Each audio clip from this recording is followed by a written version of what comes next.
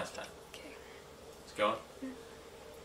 What's happening, Dan K Show fans? Dan K here for another week of the Dan K Show. As they say in hockey, let's do that hockey. It's time to do that hockey. It's time for the Dan K Show, and it's time to talk about a weekend that was filled with traveling, hot dogs, Maine hockey, going to Massachusetts, seeing a little maple syrup in New Hampshire, and everything else in between. It's a Dan K Show, and it's loaded with action coming up next.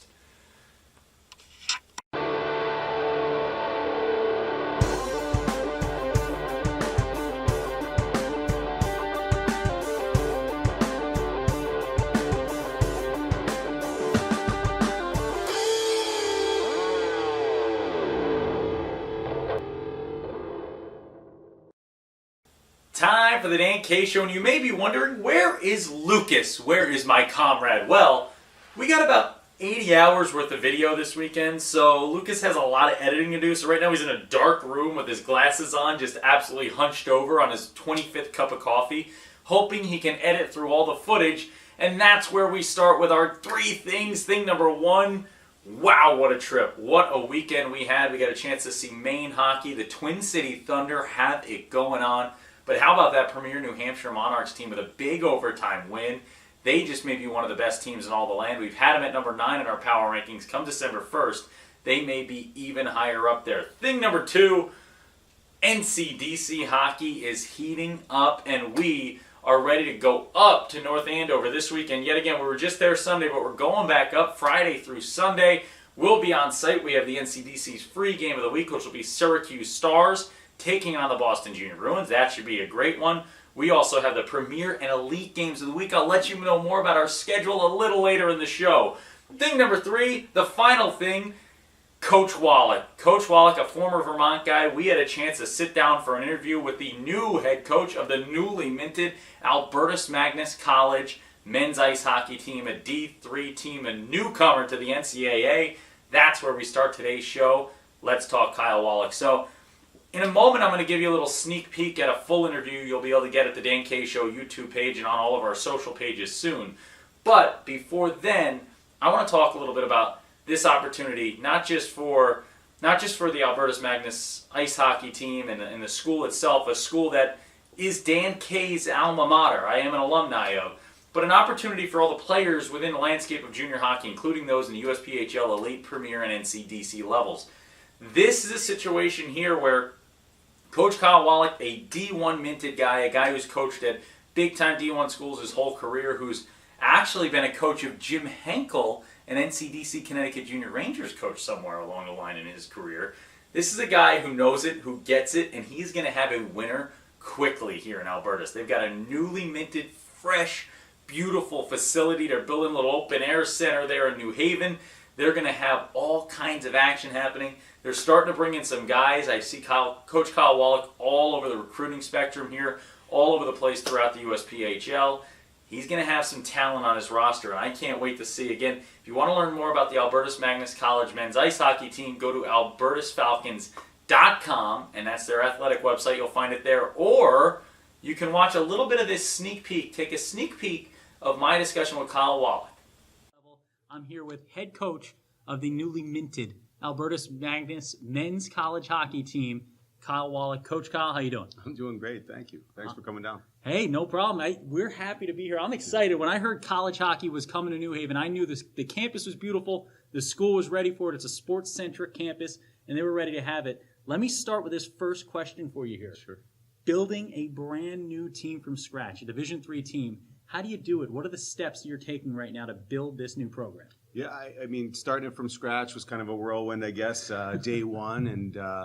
But I think that was part of the intrigue for me, was starting something from scratch and not taking over somebody else's issues, I guess, But to be able to build it my way and do the things that we want to do here as a college and starting with, everything. We didn't have a puck 3 months ago. So now it's, between scheduling and getting close to finishing that up for next year and equipment and obviously recruiting being a big part of it. But I think it's just selling the community and building a brand, brand name here at Albertus. Yeah. Now you talk about selling the community, building a brand name. You also have to find the players, right?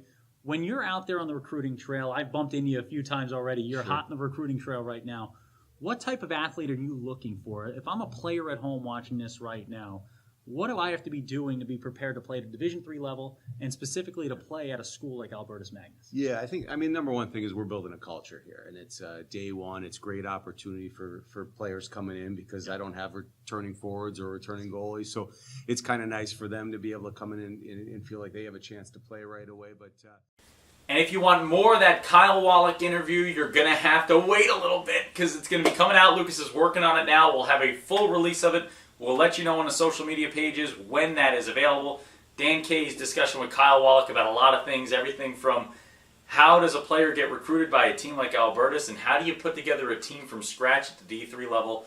You'll get all that and more in my exclusive interview with Kyle Wallach of the Albertus Magnus men's ice hockey team. Moving on from there, let's go to the NCDC free game of the week we had this past weekend. It featured the Boston Junior Bruins and the Islanders Hockey Club. The Islanders Hockey Club team that finds himself right now sitting in 9th in the standings. But this team has turned it around since a very slow start in normal Islander Hockey Club lore, right? They're not used to these slow starts. Sean Tremblay getting out of the gates in a way he didn't want to get out of the gates, but you can see the system starting to work. The offense is starting to be found. They put up 4 goals here in their last game. Going into that game, they're averaging just over 2 goals a game, which is not a number he wants to be at. You always want to be in that 3.5 range, 4 range if you're a winner there and winning a ton. As you look at the Jersey Hitmen, they're up at that 4-goal-a-game range. The Boston Junior Bruins over 4 goals a game. You can see that's where Tremblay's used to being, and that's where he's trying to get this team to. But what they don't have a problem with is the defense. And the defense had been so strong going into this Boston Junior Bruins game. But the Junior Bruins, they showed off a talent, a scoring ability, a speed that is unrivaled in the junior hockey world. Johnny Malera and Riley Pratson, with the boys down 4-1 with 12 minutes left in the third period, put the team on their back, yo. These two guys, Johnny Malera with 2 goals, I had him as 3, and we talked after the game. It might have been 3, it might have not. Maybe Riley got the touch, but these two guys, great teammates. They didn't care anything about the stats. They cared about the big stat, which is the W. And Johnny Malera in a post-game interview said, it's title or bust this year, basically. I mean, I'm paraphrasing there, but he said this team has what it takes to win a title. I can't wait to see what Boston does. I really think this title goes through Marlborough. We look at the standings right now. Sitting in first place, the Jersey Hitmen, 17-4-0 there, 34 points on the year. This team with a 76-39 goal for against split. They get it done. They're on a nice little winning streak, 5 in a row for the Jersey Hitmen. Toby Harris and Jim Hunt are very confident. You go down to the Junior Bruins, though, right behind them, right on their tails. A game in hand on the Hitmen, so they can tie it up with a win in their next game. 15-3-2, 32 points, and a team with a winning record against the Hitmen right now. They've got that head-to-head battle kind of tilt going their way, but it's been a year that's all over the place. The Rockets sit in third place, a team that last year was at the dead bottom of this league. The anchor of the league is now one of the absolute turnaround stories in hockey history. Let's dig into this Rockets roster a little bit. You go into it, Ryan Sorkin, 9 goals, 11 assists, 20 points. This guy's a power play hero, 2 goals and 3 assists on the power play. He's got 3 game winners this year. He's only in 0-1. This guy's got years ahead of him. Years ahead of him. Ryan Sorkin, the centerman for the New Jersey Rockets. Watch out for him. Keep your eyes peeled. Mick Hennigan. How about Mick Hennigan? 4 goals, 14 assists. He's a creator. He's a defenseman who creates goal opportunities. Want to know who Mick Hennigan reminds me of? Joey Duzak. Joey Duzak, a guy who went to Mercyhurst, a guy who played for the Pal Junior Islanders back in the day. He's a Joey Duzak type guy, this left defenseman. He gets involved. He pinches deep. He'll make the plays. 4 goals, 14 assists, and he's a big top-line power play guy. He will be a top-line power play guy at the next level. Tyler Glennon and Casey Sottinella. Sottinella 7-9, 16 points. I love Casey Sottinella, man. This is a lunch pail to work guy. This guy shows up each and every day, and he does his job, doesn't ask questions, doesn't complain. It's a hockey player who will put you through a wall and put a goal in the back of the net. Casey Sottinella is a big-time winner. I can't wait to see just where this team shakes out, where they end up as the year goes on.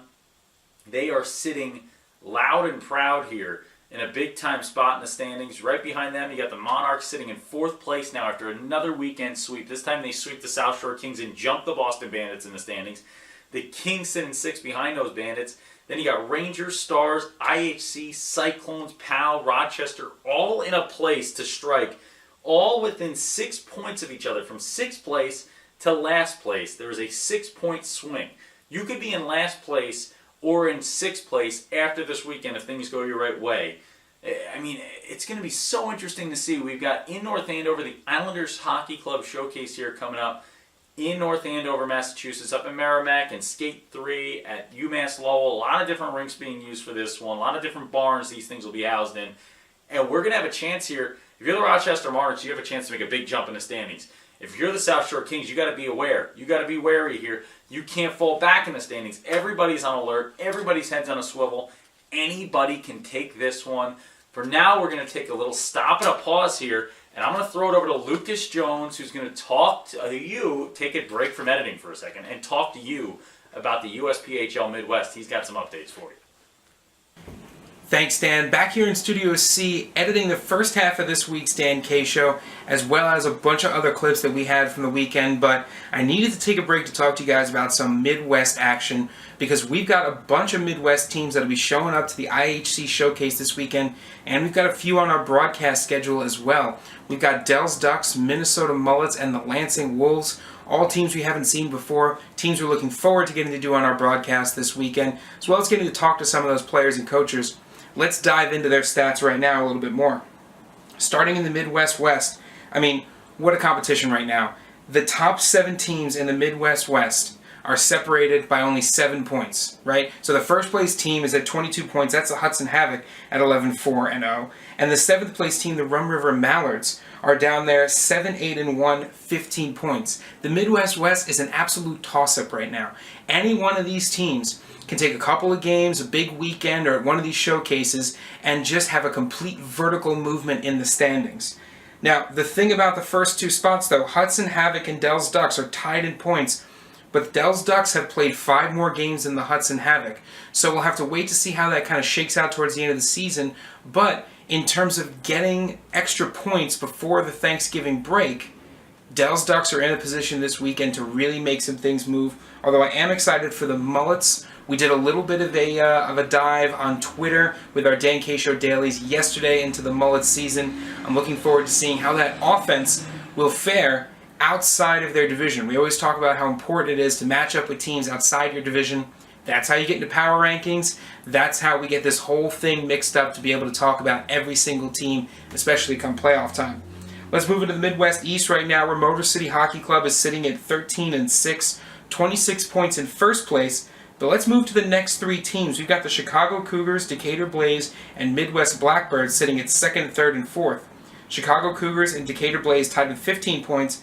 Blackbirds down there with 14 points. A couple of game differentials with those teams as well, but you know what? As we play more games, that will start to shift itself out. But there's an absolute battle right now for 2nd place in the Midwest East. And hey, it's still early. Who's to say that one of these teams can't put together a run of 5 or 6 games and start to claw away at that Motor City Hockey Club lead? But now let's go to the Great Lakes Division with our last team that we're excited to see here on one of our broadcasts that we haven't seen before. We're excited to see all our teams. But this is a team we haven't seen yet, the Lansing Wolves. They're sitting in first place in that Great Lakes Division, 31 points. They didn't make it into our power rankings, though, because they couldn't figure out the Metro Jets. We didn't have a lot of outside conference games to look at for them. This will be an opportunity to really get to see what they're made of. 73 goals on the season, 2nd best offense in that division, just behind the Metro Jets. That defense, that goals against, a little bit of a worry for them this early in the season. But there's nothing that a few more weeks of competitive hockey can't fix, and I think that's where the Lansing Wolves are headed. This is a division to keep your eyes peeled on. Lansing Wolves, Metro Jets, Pittsburgh Vengeance out in that Great Lakes. A lot of great hockey being played out there.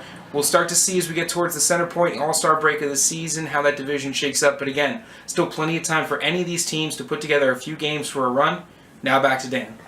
As everybody knows who's a Dan K Show fan, and let me say thank you, Lucas, for throwing it back to me, but for everyone who knows Dan K, when Dan K gets called out, Dan K responds to being called out. If you ever want, I pander. I will pander with the best of them. For a long time, Lucas will tell you, I thought pander was just another word for a panda. Like there was pandas and panders. Like panders were maybe like black with white spots instead of white with black spots. I wasn't sure, but I'm a panderer apparently. Originally, I thought I was a panderer. I was wearing a panda outfit. Lucas said totally different thing.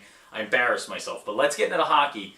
I got called out. Dan, let's talk about 15U. And you know what? Let's talk about 15U. These young men do not get enough support, do not get enough talk from me, and they're going to get it right now. It's time to talk 15U. Let's take a look at the standings here. Sitting atop these standings with 4 games in hand, the 11-3-0 Philadelphia Hockey Club. How about this Philadelphia Hockey Club? These Philly guys have a will, they have a way. They got the 2 leading scorers in Alex Skameka and Jason Player. And Jason Player is a player here, and he crushes a lot as well. 6 goals, 18 assists. He's crushing defensemen. He's crushing goal records and assist records here. This guy's got 1.7 points per game going for him right now in the first place Philadelphia Hockey Club. And Alex Skameka, 13 goals, 12 assists. This young man gets it done every day. And look at the birth dates.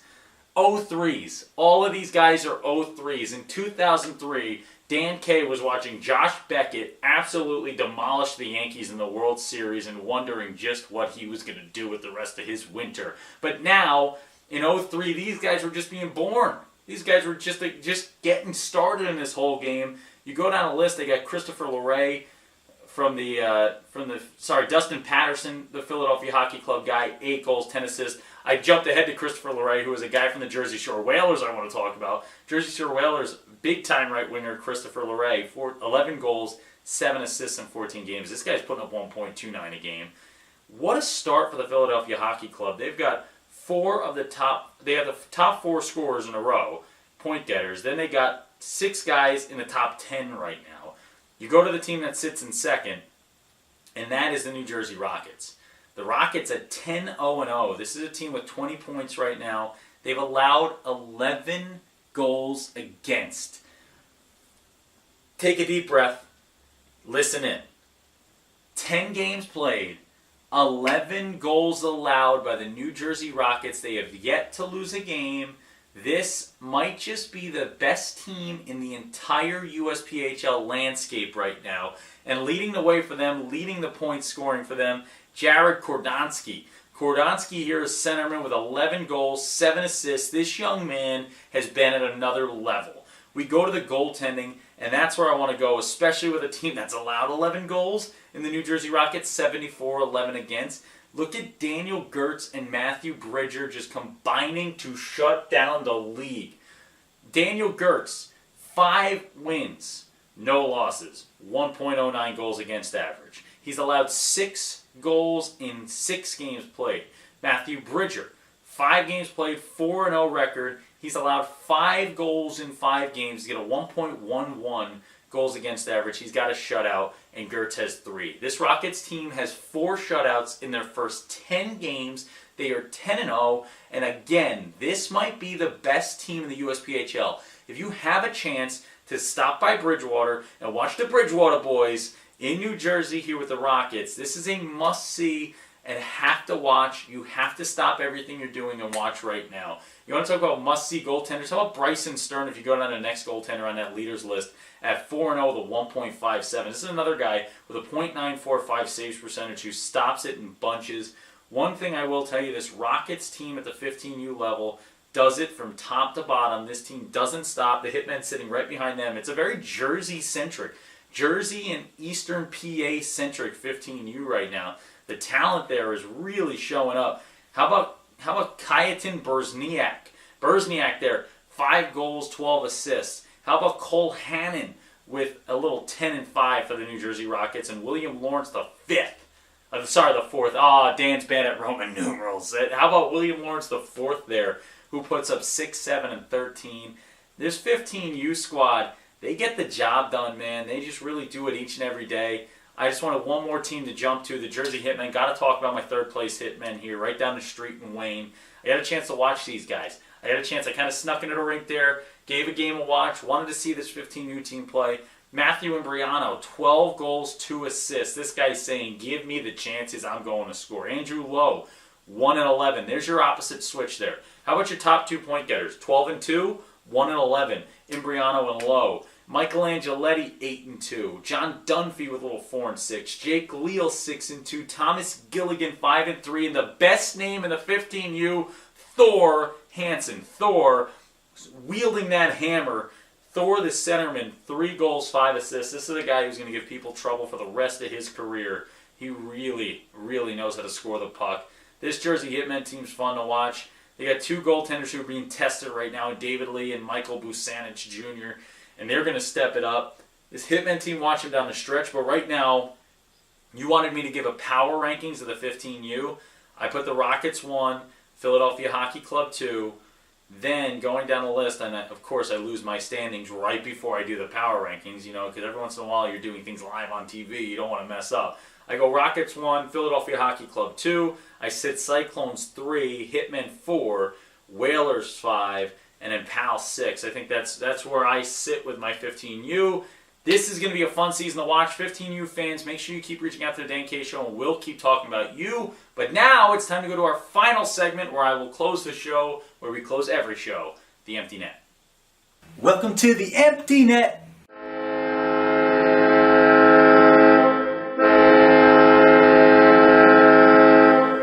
It's my favorite segment, and there's no one here to poo-poo all of Dan's weird puns. His hockey puns are free to set sail without Luke's in the building for the Empty Net.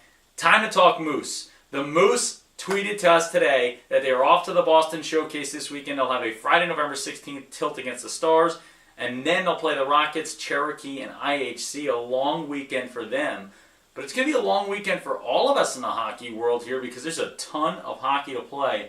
And that is where I take you to our 6 broadcast schedule. Lucas and I will be on site Friday and Saturday, bringing you 6 live broadcasts in 2 days. Wow, 3 of them will be free. All the games Saturday are free to fans to watch. Friday's games will be paid for. All the games that Dan and Lucas are on, not just every game ever. Don't misquote me there. But let's talk about what Dan and Lucas have here on the broadcast. Starting Friday at 3:20 p.m. from a Gallant Arena, South Shore Kings, Minnesota Mullets, Dan K. Lucas Jones broadcast. Then, following that immediately after, 5:10 p.m. at Gallant, Florida Eels, the Scarpacci Eels here. This team is really fun to watch. I can't wait to see them taking on the Connecticut Junior Rangers, and rounding out our day at 8:50 p.m., the Lansing Wolves taking on the Syracuse Stars. That's an all-premier day. Those are 3 premier matchups. Premier Kings v. Mullets, Premier Eels v. Rangers, Premier Wolves v. Stars. Then we go to Saturday's games. 9:50 a.m. start. Luke and I are going to get up early, hit Eli's Place, our favorite restaurant in North Andover, eat a ton of beans, and then we're going to make our way to the NCDC free game of the week. At 9:50 a.m. start, we'll be competing not against Premier League Soccer, so if you're a soccer fan, there's no Premier League Soccer, so you should be watching us. Wake up early, watch some early hockey. Boston Junior Bruins taking on the Syracuse Stars. This should be a big-time ratings booster right here. Can't wait to see the viewership on that one. Make sure you tune in. Make sure you vote for the stars of the game. Dan, I just need to cut in here for a moment. We have a pretty big announcement right now coming out of the Premier. Oh, wait, no. Now it's coming out of the NCDC. That's right, the Twin City Thunder, one of the teams we just visited over this past weekend up there in Maine. We've just announced that they'll be joining the NCDC division starting next season. Congratulations to the Twin City Thunder. We look forward to seeing what you guys can do at the next level. Then we go to the Premier Free Game of the Week. Free, capital F-R-E-E. Premier Free Game of the Week. This is one at the elite level. Connecticut Nighthawks, Cacaw, taking on the Ducks. It's a bird battle right before Thanksgiving. We got birds v. birds. Ducks going quacktastic, taking on the Connecticut Nighthawks. And sorry, that's the Premier Free Game of the Week, not elite. That's Premier Free Game of the Week. Connecticut Nighthawks taking on the Dells Ducks. Now a first-place Dells Ducks team as of us taping this, so we'll see what they look like on that night. And then finally, we close out our weekend of broadcast with the Elite Free Game of the Week. This one's an elite matchup. Game of the Week at 5:10 p.m. It'll be Team Beijing taking on the Northern Cyclones. So, again, to run through it, Friday 3:20, Kings v. Mullets. 5:10, Eels v. Rangers. 8:50, Wolves Stars. We wake up bright and early the next day. 9:50, Bruins Stars. 1:30, Nighthawks Ducks, and 5:10, Beijing v. Northern Cyclones. It's a busy weekend. It's going to be fun, and we hope you're there. Running through the rest of our tweets here, Jim Henkel reached out to let us know they had a big win. Chris P. talked about a dominating TBJ victory over the DME Swamp Rabbits, saying that they are so hot right now that the cold weather will not be around for them when they get to Massachusetts. Thank you, Chris. We had a ton of new followers. We had votes for Bobby Murray aplenty. IHC unfortunately lost that game. Bobby Murray would have been the star of the game if it wasn't for the Boston Junior Bruins with the greatest comeback in USPHL history, down 4-1 with 12 minutes left. Then we go through, we continue to look through. The Rockets beat Team Beijing. They let us know that. Jonathan S. showing us some love yet again. It's been a great week. It's been, again, another great portion of this USPHL season. When Dan K's on the mic, it's always hockey night, and we thank you for watching along with us. Continue to participate in the show. Be a part of it all, and let us know where you want the Dan K Show to show up next. My last thing I got to remind you is that we are doing our Holiday Follow Challenge. If you follow the Dan K Show on any social media, and you write to us after you follow us and say, go your team, so go Hitmen, let's say, hashtag Holiday Follow Challenge, that will count as a vote for us to show up to your team, vote free, and do a live broadcast for you along with player interviews, player coverage, and nice breakdowns of just everything your organization's doing. We want to come see an organization, and we want to see which organization wants to see us. So from Dan and Bobble Dan, we thank you for watching. When Dan K's on the mic again, it's always hockey night. Thanks for watching the Dan K Show. Producer Lana, good work. Ooh, thumbs up from Producer Lana, no work.